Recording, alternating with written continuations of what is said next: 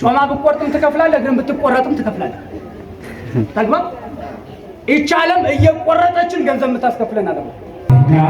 ካንተ ሌላ አናመልክምና እና ካንተ ሌላ አናመልክምና ካንተ ሌላ አናመልክምና። ዓለም ላይ ብዙ ጣፋጭ የሚባሉ ምግቦችን ቀምሻለሁ አለ። ዓለም ላይ ምን ቀምሻለሁ? ጣፋጭ የሚባሉ ብዙ ምግቦች ቀምሻለሁ። እንደ ጤና ያለ ጣፋጭ አላገኘሁም። እየሰማችሁ? ብዙ ጣፋጭ ነገር ቀምሻለሁ፣ እንደ ጤና የጣፈጠኝ ግን እስካሁን አላገኘሁም። ይሄ ብቻ አይደለም፣ የሚገርመው አለ ዓለም ላይ ከታማሚ ይልቅ ደግሞ ለአስታማሚ ያዝናለሁ አለ። ከታማሚና ከአስታማሚ ለማን አዝናለሁ? ለአስታማሚ ያዝናለሁ። ለምን? ታማሚውን ቁስሉን፣ መከራውን፣ ልቅሶውን ያዩና ሰዎች እግዚአብሔር ይማርህ ይሉታል። አስታማሚ ግን እግዚአብሔር ይማርህ የማይባል ታማሚ ነው። የታመመው ባለቀሰ ቁጥር አስታማሚው አብሮ ያለቅሳል። የታመመው ድምፁን ባሰማ ቁጥር አስታማሚው አብሮ ይንገላታል።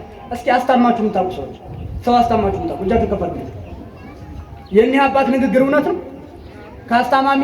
ከታማሚ አስታማሚ ያሳዝናል። እውነት እኮ በጣም የሚገርም እኮ ነው። በጣም የሚያስገርመው አሉ እኮ እኒህ ሰውዬ ታማሚውን ሰዎች ያዩትና እግዚአብሔር ይማርህ ይሉታል። ይሄኛው ግን አብሮ እየታመመ ነው እግዚአብሔር ይማርህ ይላል። በጣም ይሄ ብቻ አይደለም። ይኸውላችሁ አሁን እኔ አንድ ጥያቄ እናንተን ጠይቃለሁ። እዚህ መካከል የቆመ ሰው ማለት ነው እግሩ ላይ ካንሰር ቢወጣ እግዚአብሔር አያደርግብን። አሜን ወይ? አያደርግብን እግዚአብሔር። እግሩ ላይ ያለው ካንሰር ወደ ጭንቅላት የሚወጣ ቢሆን ቢያማክረን ሰውየውን እግርህን ምን በል ነው ምን? ያው እንግዲህ ልትፈሩ ነው። እግርህን ምን በል ነው የምንለው ሰው? ምክንያቱም ሰው እግሩን ተቆርጦ መኖር ይችላል አይችልም?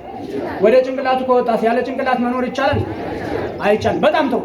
ሰውየው የኛን ምክር ሰማና እሺ እግሬን ተቆርጬ ልኑር ብሎ ወደ ሆስፒታል ይመጣል። ሆስፒታል እግሩን ለመቆረጥ ሲገባ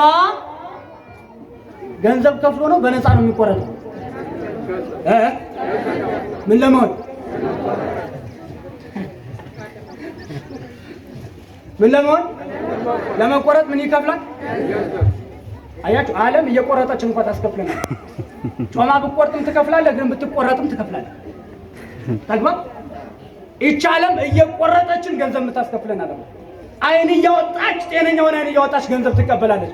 እግዚአብሔር ግን በጤና እያመላለሰን አንድ ቀን አስከፍሎን አያውቅም። ምስጋና ለእግዚአብሔር ነው። እናምነዋለን። እግዚአብሔር የነፃነት አምላክ ነው። ጤናን የሰጠን በነፃ፣ እግርን የሰጠን በነፃ። አረ ምስጋና ለእግዚአብሔር ነው። እንዲህ ከሚቆራርጠን ህመም መድኃኒዓለም ይገልግለን።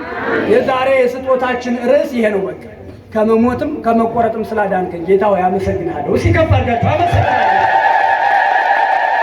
ታዲያ አሁን እንዲህ በጤና ለሚጠብቅ እግዚአብሔር ለምነን ነው ለእግዚአብሔር መስጠት ያለብን። ተለምነን ሐኪሞችም እየለመንም መቆረጥ ነው ድላቸው፣ እየከፈልንም መቆረጥ ነው ድላቸው። አረ ጎድሎ ይሄንትን ብሎ የሚባል ነገር የለም። ዝም ብሎ እግዚአብሔር ስላደረገላችሁ ነገር ብቻ 5 ብርም 500 ብርም በእግዚአብሔር ቤት እኩል ነው። 100 ብርም 100 ሺህ ብርም እኩል ነው። 1 ብርም 100 ብርም እኩል ነው።